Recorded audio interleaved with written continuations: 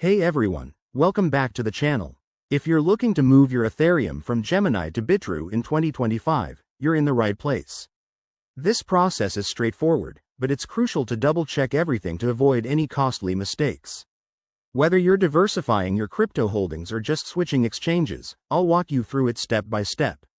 Let's dive in. First things first, make sure you have accounts set up on both Gemini and Bitrue.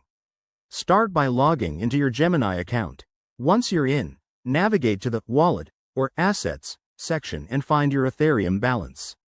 From there, look for the Withdraw or Send option. It's usually right there on the main dashboard.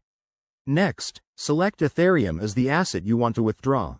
You'll need to enter the amount you're sending. Remember to leave a little extra for network fees, which can vary based on Ethereum's gas prices in 2025. Now, the key part. You'll have to provide a wallet address.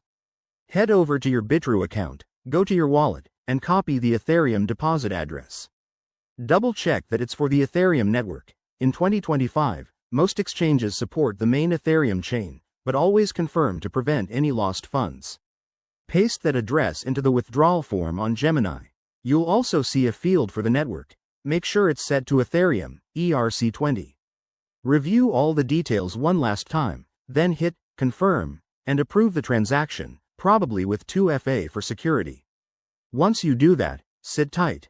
Transactions can take anywhere from a few minutes to an hour, depending on network congestion. A quick tip. Always use a secure connection and never share your private keys. Also, keep an eye on any fees. Gemini might charge a withdrawal fee, and Ethereum gas fees could add up. If you're new to this, start with a small amount to test the waters. And there you have it.